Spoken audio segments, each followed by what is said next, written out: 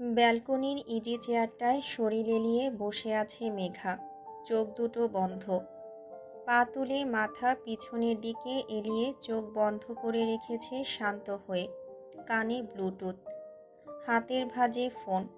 গান শুনছে হয়তো। হাঁটু ছড়ানো চুলগুলো খোলা। ইজি চেয়ার ছাপিয়ে মেঝেতে গড়াগড়ি খাচ্ছে চুলগুলো। মেয়েটা স্থির চিত্তে বসে আছে, কোনো দিকে খেয়াল নেই। কানে ব্লুটুথ থাকার দরুন ঘর পেরিয়ে বেলকনিতে কেউ উপস্থিত হয়েছে এর আভাস পায়নি মোটেই।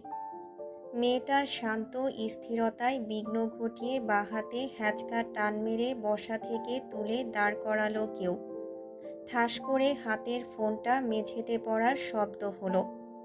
মেঘা সচকিতে সবটা বুঝে ওঠার আগেই দুটো শক্তপোক্ত হাত দেয়ালে ঠেস মেরে চেপে ধরল ওকে। মেয়েটার ঘন কালো চুলগুলো এলোমেলো হয়ে আছড়ে পড়ল মুখের উপর, যা হাঁটু ছাড়িয়ে গেছে ঢেউ খেলে। প্রথম অবস্থায় টাল সামলাতে না পেরে ভরকালো মেয়েটা। পর মুহূর্তে চোখ মেলে তাকাতেই চোখের সম্মুখে অনাকাঙ্ক্ষিত একজনের মুখশ্রী দেখে নরম চোয়াল শক্ত হয়ে আসলো ওর। এক নিমিষেই বিরক্তি ছাপিয়ে ক্ষুব্ধ হলো দৃষ্টি। রৌদ্র চিবিয়ে হিসহিসিয়ে উঠল। হেই, হোয়াটস ইউর প্রবলেম নাও? এখনও এই বাড়িতে কি করছিস? হ্যাঁ, কেন গেড়ে আছিস এখানে? আমার জন্য? আমার জন্য নয় তাহলে কার জন্য বল? কার জন্য আছিস এই বাড়িতে? এই বাড়িতে আছিস থাক, আমার মাথায় চড়ে বসলি কেন? হোয়াই? শেষের কথাটা কণ্ঠ চিপে উচ্চারিত হলো। মেঘা শক্ত মুখশ্রীতে শিথিলতা টানল। হাঁপ ছেড়ে স্বাভাবিক হলো সে। রৌদ্র একেবারে ঝুঁকে পড়েছে ওর দিকে। মেঘা আলতো শক্তি খাটিয়ে ঠেলে দূরে সরালো রৌদ্রকে। গা ঝাড়ল ধুলো ঝাড়ার ন্যায়। মুখের উপর আছড়ে পড়া সিল্কি চুলগুলো আলগোছে সরিয়ে দিল। কান থেকে ব্লুটুথ খুলে দায়সারা ভঙ্গিতে ঠেস দিয়ে উচ্চারণ করল, সরি, কিছু বললেন? শুনতে পাইনি, রিপিট করুন। রৌদ্রের চাহনি ধারালো তীক্ষ্ণ। খোলা বারান্দায় লালচে একটা নিভু নিভু আলো জ্বলছে। মেঘার ফর্সা চেহারা লালচে দেখাচ্ছে লাইটের আলোয়। রৌদ্রের চোয়াল শক্ত স্থির দৃষ্টি। মেঘার সাথে সাথে প্রতিক্রিয়া না পেয়ে শ্বাস ফেলে আবার বলল, আপনার সাহসের তারিফ করতে হচ্ছে। এভাবে চেনা নেই জানা নেই একটা মেয়ের ঘরে উইদাউট পারমিশন ঢুকে গেলেন। বা সাহস আছে বলতেই হয়। কি শরীর চুলকায় মেয়েদের ছোঁয়ার জন্য বাহানা খোঁজেন? বারবার টাচ করেন কেন আমায়? Who are you to touch me? Roudra ঠোঁট বাঁকিয়ে নিল। মেঘা ক্ষিপ্ত করেছে দৃষ্টি। ঝুঁকে এসে বলল রৌদ্র, এসব শেখাচ্ছে আদ্রতকে? এসব লেম ছোটোখাটো ইংরেজি শিখেছিস ওর থেকে? চ্যাপ্টার বাকি আছে, ওর কাছে পড়তে যাবি? চল, আমি পড়াচ্ছি তোকে। তোর চ্যাপ্টার ক্লোজ করি চল। রৌদ্র মেঘার হাত খপ করে চেপে ধরতেই মেঘা ঝাড়া মেরে নিজেকে ছাড়িয়ে নিল। চোখ মুখ ঠাটিয়ে ক্ষুব্ধ স্বরে বলল, হোয়াটস রং উইথ ইউ? বারবার ছোঁয়ার ধান্দায় থাকেন কেন? হ্যাঁ, আর তুই তুকারি করছেন কার সাথে? কে আপনি? উফ সুইটহার্ট, তুই তুকারি করছি বলে পছন্দ হচ্ছে না? আচ্ছা, আর করব না তুই তুকারি। চলো, বদলে ফেললাম ভাষা। আর আমি কে? আমাকে চিনিস? ও সরি, আমাকে চেনো না? চলো চেনাই আমি তোমার কে। এর মধ্যেই ঘরের বাইরে থেকে আদ্রের উচ্চস্বরের ডাক ভেসে আসলো, মেঘ, তাড়াতাড়ি আমার ঘরে আয়, আমি কিন্তু অপেক্ষা করতে পারবো না বলে রাখলাম। চকিতে ক্ষুব্ধতা সমেত দরজার দিকে ফিরল রৌদ্র। দপ করে কপালে শিরা ফুলে উঠল। মুচকি হাসল মেঘা। রৌদ্রের দিকে তাকিয়েই উত্তর করল গলা বাড়িয়ে, যাচ্ছি, তুমি যাও। রৌদ্র তাকাতেই হাসি রেখা বাড়ালো। মেঝে থেকে ফোনটা তুলে রৌদ্রকে কাটিয়ে বারান্দা ছাড়ল। ঘরে ঢুকে টেবিলের উপর থেকে বই নিয়ে গুনগুন করতে করতে ত্যাগ করল ঘর। উপেক্ষিত হয়ে হাত মুঠো করে সজোরে দেয়ালে পাঁচ করল রৌদ্র। পিষে ফেলল দাঁত। মেঘা ঘর হতে বেরিয়েই টুকটুকির মুখোমুখি হয়েছে। টুকটুকি ভ্রু উঁচিয়ে প্রশ্ন করল, তোর আবার কিসের চ্যাপ্টার বাকি আছে?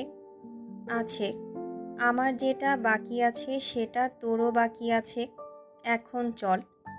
এই না, আমি যাব না। এখন কি আর পড়াশোনা করার সময় বল? আমি ঘুমাবো। ছাড় আমায়। আমি পড়ব না ভাই। তুই পড়বি না, তোর ঘাড় পড়বে। চল। বলেই টেনে টুনে নিয়ে গেল মেয়েটাকে।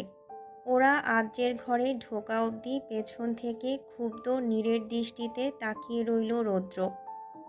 রাত্রি 11টা পেরিয়েছে অনেকক্ষণ। আহিয়ান খাটের ব্যাকবোর্ডে হেলান দিয়ে ল্যাপটপ নিয়ে বসে আছে। অফিসের কাজ করছে। সিরাত বাবুর দিক থেকে চোখ ফিরিয়ে আহিয়ানের দিকে তাকালো। ঘুমিয়েছে বাবু। আলগোছে কপালে ঠোঁট ছুঁয়ে উঠে বসল সিরাত। আহিয়ানের কাজ ঘেঁষে নিজেও হেলান দিল ব্যাকবোর্ডে। আলগোছে আহিয়ানের বাহু জড়িয়ে মাথাটা নামিয়ে কাঁধে রাখল। ল্যাপটপ থেকে মনোযোগ সরালো আহিয়ান। মৃদু হাসল। বাম হাতে কাজ চালিয়ে ডান হাতটা বাড়িয়ে পেছন থেকে ঘাড় গলিয়ে আলতো করে সিরাতের বাহু জড়িয়ে ধরল। অতঃপর আবার মনোযোগ ফেরালো কাজে। সিরাত চুপ থাকলো বহুক্ষণ। অতঃপর গলা ভিজিয়ে শীতল কণ্ঠে বলল, একটা কথা বলি? না, বলবে না কোনো কথা। কারণ যা বলবে তা আমি শুনতে চাই না। অগত্যা চুপসে গেল সিরাত। ও কি বলবে আহিয়ান তা আন্দাজ করতে পেরেছে। সিরাত কিছুক্ষণ চুপ থেকে আবার বলল, একবার ভেবে দেখলে হয় না? আমি ভাবতে চাই না, কিন্তু আমি চাই। আমি একটা সংসার চাই আহিয়ান। আছে তো আমাদের সংসার। এটাকে সংসার বলে না? তুমি যেটাকে সংসার ভাবছো, ভাবতে চাইছো, যেখানে যেতে চাইছো সেটাকেও সংসার বলে না। সবটা বদলেছে, সময় পেরিয়েছে। কিছুই আর আগের মতো নেই। 3টা বছর কেটেছে এভাবে। আর কত? চলো, আর একটা বার সুযোগ নিয়ে ফিরে যাই।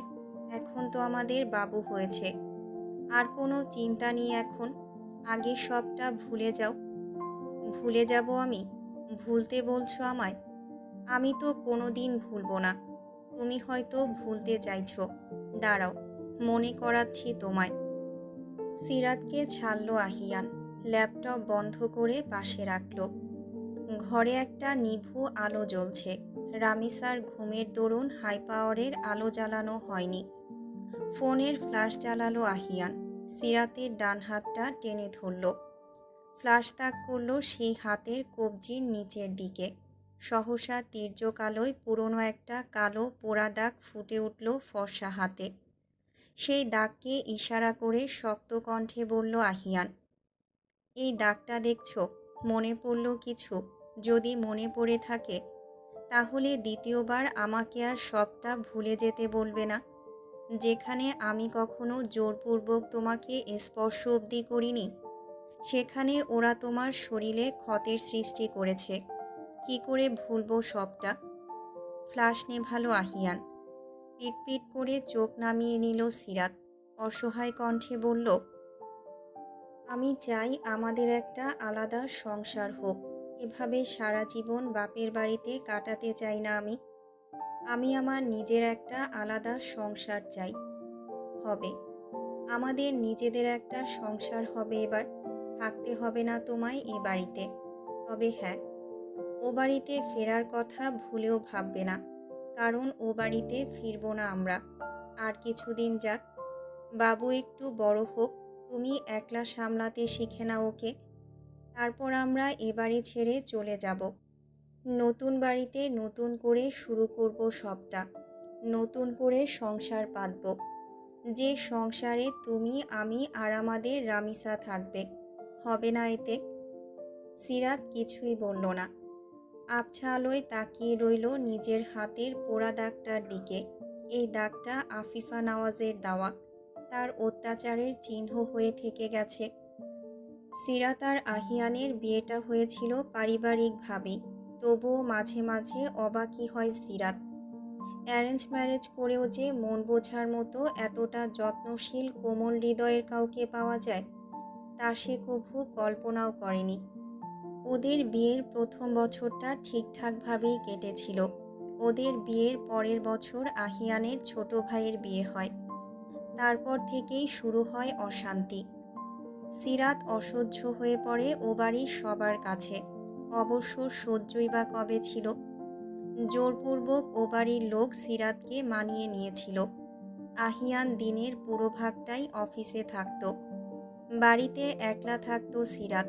অন্যরা কেউ ওর সাথে কথা বলতো না সেভাবে। খাওয়া নাওয়া কোনো কিছুতেই সিরাতের খোঁজ খবর নিত না। প্রথম বছর থেকেই বাচ্চার জন্য তাগাদা দেওয়া হয়েছে সিরাতকে।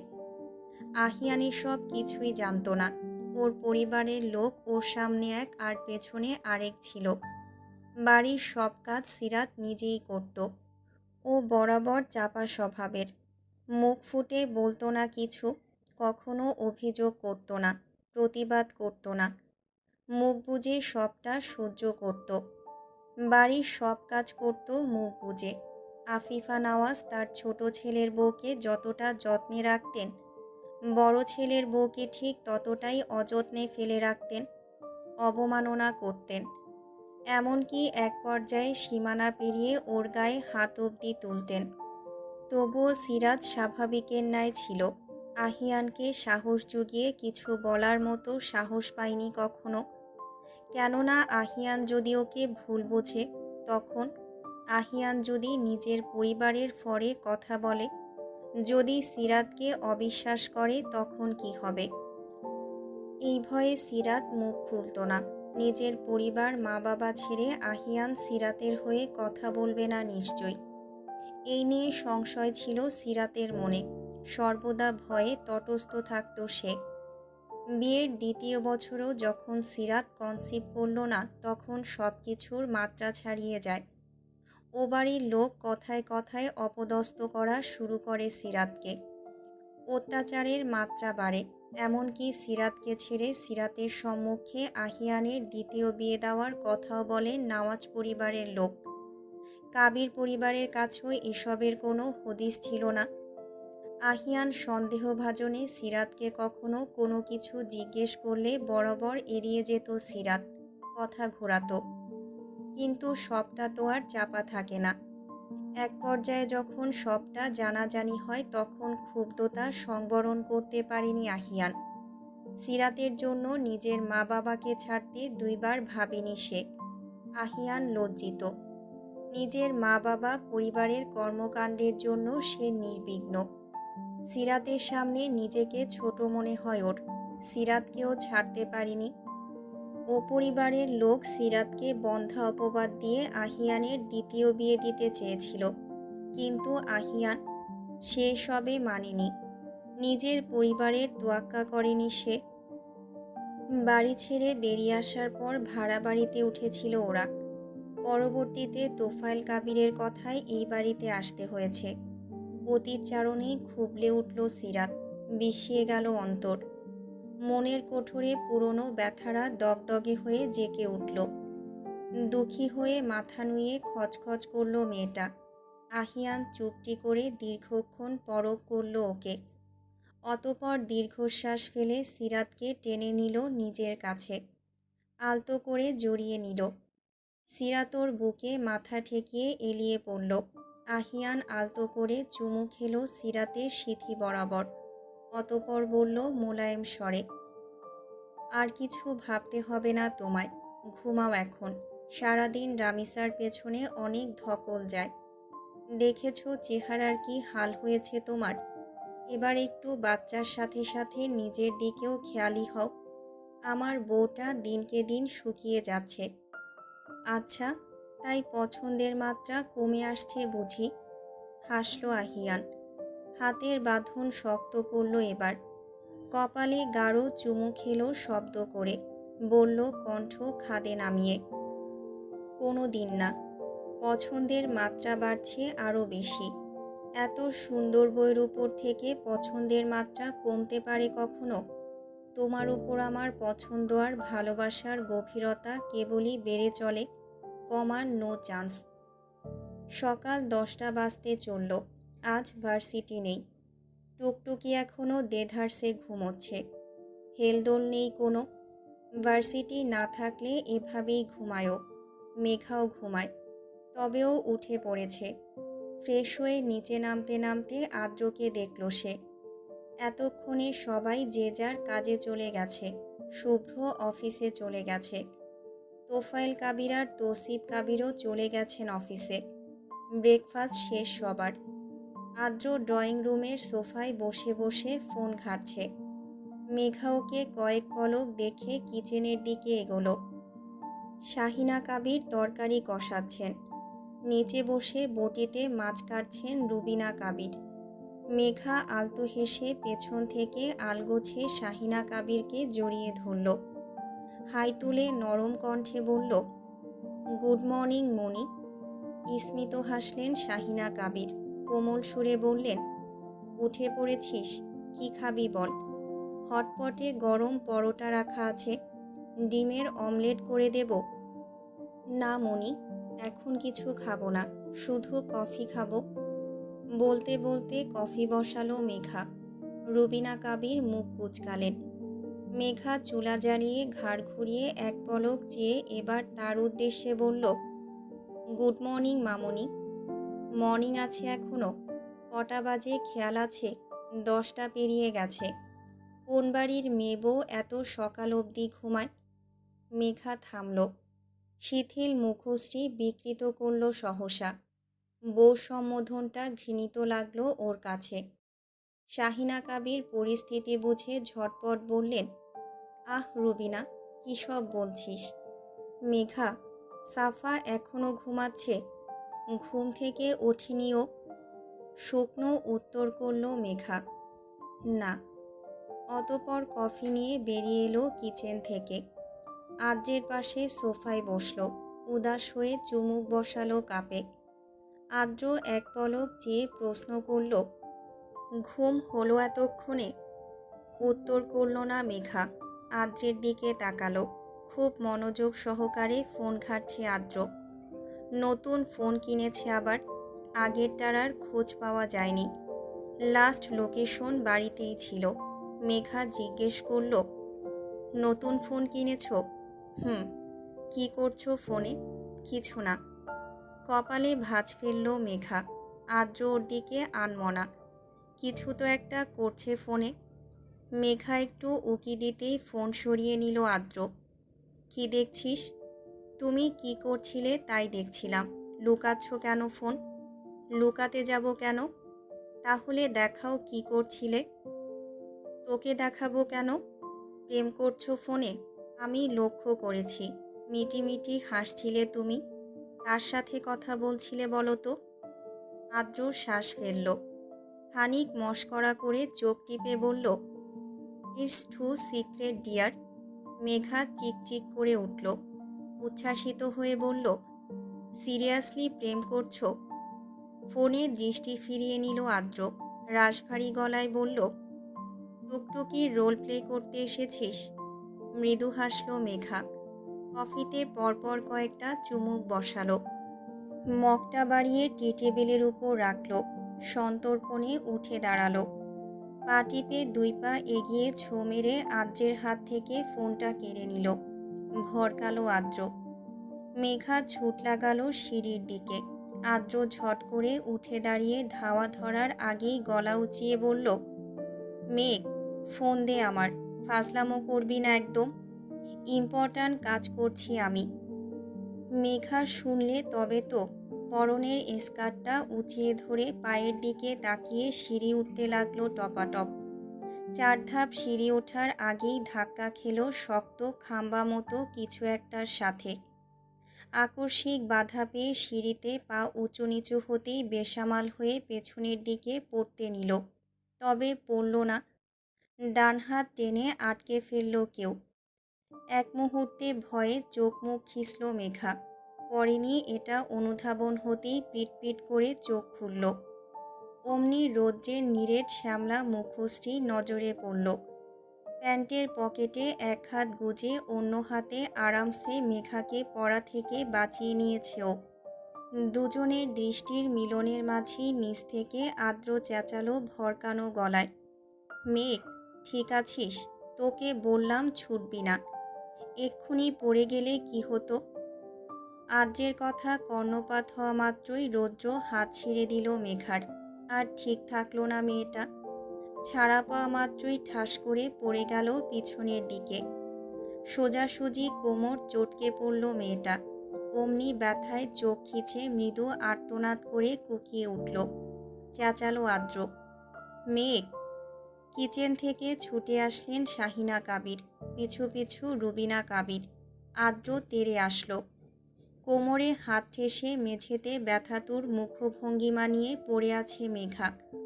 পদযুগল এখনো সিঁড়িতে। আদ্র হকচকিয়ে গেল। মেঘাকে সামলে ধরল দুই হাতে। বিচলিত হয়ে পড়ল সে। মেঘ, আর ইউ ওকে? ব্যথা পেয়েছিস? লেগেছে কোমরে? ঠিক আছিস তুই? মেয়েটার কোমরে লেগেছে ভীষণ। খারাপভাবে আচমকা পড়েছে। লাগারই কথা। রুবিনা কাবির সবটা বোধগম্য করতে না পেরে মেঘাকে ওভাবে অমন অবস্থায় দেখে উদ্বিগ্ন হয়ে বললেন, আদ্র, কি হলো ওর? এভাবে পড়ল কি করে? এই মেয়ে, পড়লি কি করে? ছোটাছুটি করেছিস নিশ্চয়। উত্তর না করে কিরমিরি উঠল আদ্র। ক্ষিপ্ত হয়ে চোখ তুলে তাকালো সিঁড়ির উপর দাঁড়িয়ে থাকা রৌদ্রের দিকে। নির্বিকার ঠায় দাঁড়িয়ে রৌদ্র। কোনো হেলদোল নেই। সেই একইভাবে পকেটে এক হাত পুরে দাঁড়িয়ে আছে তালগাছের ন্যায়। আদ্র চরম ক্ষুব্ধ হলো। ধমকে উঠল রৌদ্রকে, what the hell did you do rudy? Are you mad? ফেলে দিলি কেন ওকে? ধমকটা কানে বাজল রৌদ্রের। রুবিনা কাবির খানিক চমকালেন। রৌদ্র মেঘাকে ফেলে দিয়েছে মানে? রৌদ্র কান চুলকে লাস্ট কয়েক ধাপ সিঁড়ি নেমে উত্তর করল, ইয়েস, আই অ্যাম ম্যাড। এত বছর পর বুঝতে পারলি এটা? ফেলে দিলি কেন ওকে? প্রথমত আমি পড়া থেকে বাঁচিয়েছি ওকে, আর দ্বিতীয়ত ফেলে দিয়েছি। মন চেয়েছে তাই ফেলে দিয়েছি। ও পড়েছে। ব্যথা পেলে ও ব্যথা পেয়েছে। আমি ব্যথা দিয়েছি তাই ও ব্যথা পেয়েছে। তোর এত জ্বলছে কেন বলতো? আদ্রের সাথে সাথে বিস্মিত হলেন শাহিনা কাবির আর রুবিনা কাবির। রৌদ্রের ব্যাপারটা ঠিক হজম হলো না। এই মেয়েটাকে দেখেও রৌদ্র এতটা স্থির কেন? কিছু জানার নেই ওর?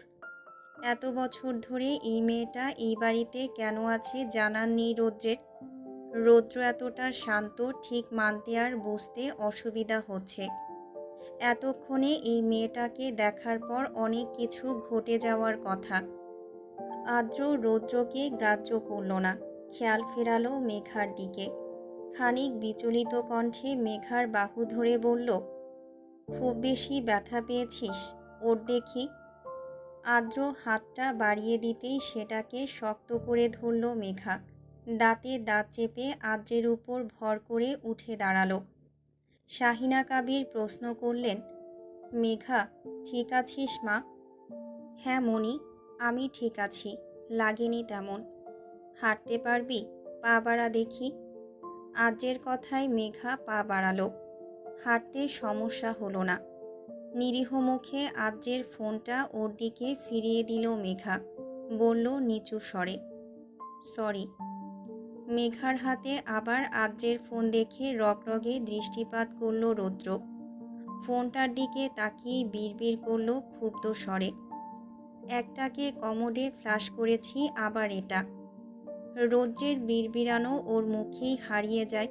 আদ্র মেঘার সরি বলাতে নরম স্বরে বলল, ইটস ওকে, ঘরে চল, আমি নিয়ে যাচ্ছি। মেঘা আদ্রের সাথে সিঁড়িতে উঠল। আদ্র হাতটা ছেড়েছে। নিজে নিজে উঠছে মেঘা। রৌদ্রকে পাশ কাটাতে গিয়ে রৌদ্রের দিকে চিবিয়ে কুপিত দৃষ্টিপাত করল মেঘা। ফুঁসল মনে মনে। বিকেল গড়াতেই ছাদে উঠেছে মেঘার সাফা। এটা নিত্যদিনের রুটিন। সন্ধ্যার আগের এই মুহূর্ত থেকে আধার নামা অবধি ছাদেই কাটাবে দুজন।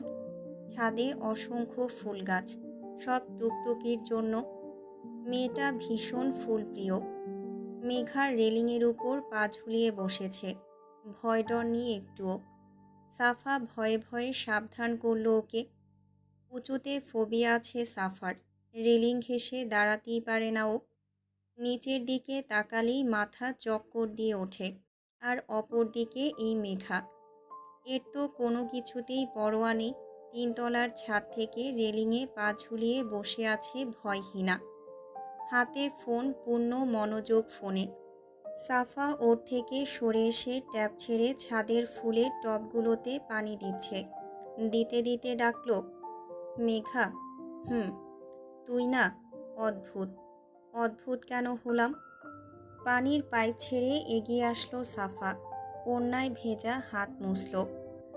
রেলিং থেকে দূরত্ব বজায় রেখে দাঁড়ালো, ঠোঁট ভিজিয়ে খানিক ইতস্তত বোধ করল কথা তুলতে। বাড়িতে সবাই এই নিয়ে উদাসীন, কারোর কোনো মাথা ব্যথা নেই, নিরুদ্বেগ সবাই। সাফা সেই 3 দিন থেকে পেট আর মুখ বহু কষ্টে চেপে রেখেছে, খচখচ করছে প্রসঙ্গ তোলার জন্য। রৌদ্র আর মেঘার সমন্বয়ে প্রসঙ্গ, জিভ গিজগিজ করছে ওর। তবেও জানে এই প্রসঙ্গে কথা তুললে নিশ্চয়ই মেঘার ঝাড়ি খাবে, মেঘা ধমকাবে ওকে। রাগের দরুন হয়তো কথাও বলবে না ঘন্টার পর ঘন্টা, কিন্তু তবুও আজ আর সাফা চুপ থাকতে পারল না, বলেই ফেলল, ভাইয়া এসেছে 3 দিন হলো, অথচ তুই এত নর্মাল আছিস কিভাবে? মেঘা কথাটায় অতটা গুরুত্ব দিল না, অন্তত উপর উপর সেইভাবেই দেখালো। ভেতরে কি চলল কে জানে। নিঃশব্দে শ্বাস পড়ল। বলল অজানার ভান ধরে, কোন ভাইয়ার কথা বলছিস? রৌদ্র ভাইয়া। ও, ওই ডিসগাস্টিং ম্যানারলেস লোকটা? ওটা তোর ভাইয়া হয় বুঝি? 5 বছর ধরে এই বাড়িতে আছি, একটা দিনের জন্য তো দেখিনি, তাই জানতাম না। ও তোর ভাইয়া এসেছে তো আমার কি? তোর কিছু নেই। কি আছে? তুই আসলেই অদ্ভুত মেঘা। মেঘার প্রত্যুত্তর করল না। খানিক বাদ সন্ধ্যার আজান পড়ল, আধার নামছে। শুভ্রর আসার সময় হয়েছে, এটা মনে পড়তেই সাফা চটপট বলল, নিচে চল এখন, সন্ধ্যা হয়ে গেছে। রেলিং থেকে নামলো মেঘা। সাফা ছুটতে উদ্যত হয়ে পিছু ফিরল। নিজের সাথে নিজেই চ্যালেঞ্জ ধরল, মেঘার আগে নিচে পৌঁছাবে ও। মেঘা রেলিং থেকে নেমে গা ছেড়ে পা বাড়ানোর আগেই দৌড় লাগালো সাফা। 2 দিকে মাথা নাড়ালো মেঘা। এই মেয়ের ছটফটেপনা যাবে না। সাফা হুড়মুড়িয়ে 3 তলা থেকে দোতলায় নামতে গেলে সিঁড়ির মাঝপথে রৌদ্রের সাথে সাক্ষাৎ। হাতে সিগারেটের প্যাকেট আর লাইটার নিয়ে ধূপধাপ পা ফেলে ছাদে উঠছে রৌদ্র। শরীরে ভারী ট্রাউজার আর গলায় টাওয়াল ঝোলানো, পেটানো শরীর উন্মুক্ত। যখন তখন শাওয়ার নেওয়া অভ্যেস হয়ে গেছে ওর।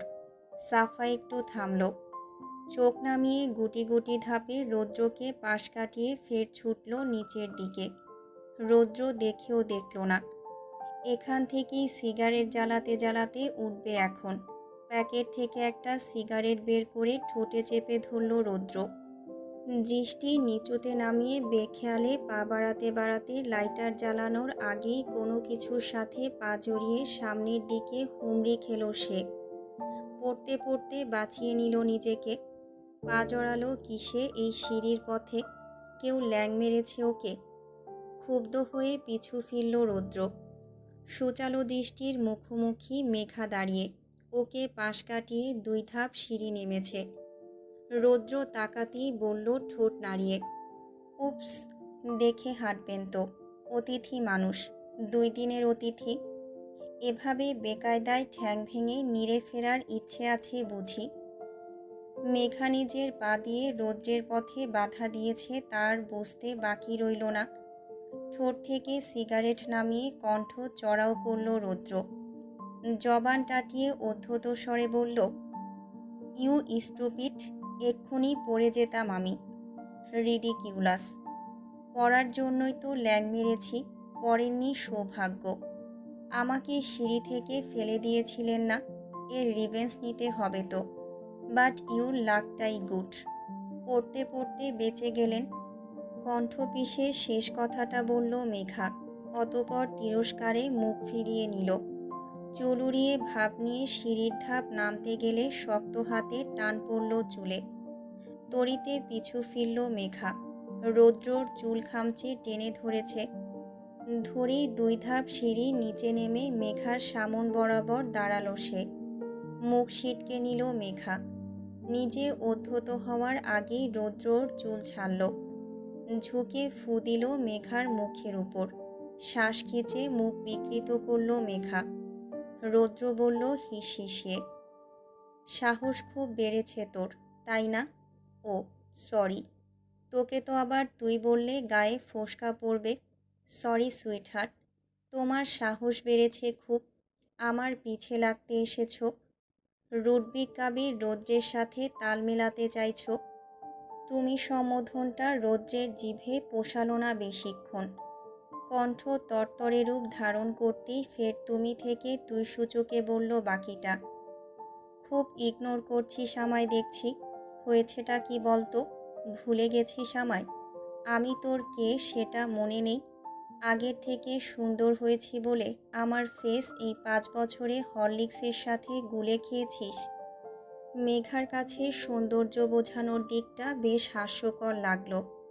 নিজের রূপ উপস্থাপনে নিজের ঢাক নিজেই পেটাচ্ছে এই লোক। মেঘা হাসি চাপতে পারল না। তাচ্ছিল্যের সহিত সিঁড়ির রেলিংয়ে খানিক হেলে শব্দ করে হিহি করে হেসে উঠল। ক্ষিপ্ত ভঙ্গিতেই ফিট খেল রৌদ্র। আকস্মিক হাসির রিনরিনে ঝংকারে তবদা খেল বটে। হাসির কারণ বুঝল না। কপাল গুটিয়ে ফেলল সে। বিস্ময়ে তাকিয়ে রইল মেয়েটার হাসির দিকে। মেঘা হাসছে নিজের মতো। রৌদ্র চোখ সরু করে ওর হাস্যোজ্জ্বল মুখ পানে তাকিয়ে থাকার মাঝেই খেই হারালো ধ্যান জ্ঞান খুইয়ে। ধীরে ধীরে ধারালো দৃষ্টি শীতল হয়ে আসলো আপনা আপনি।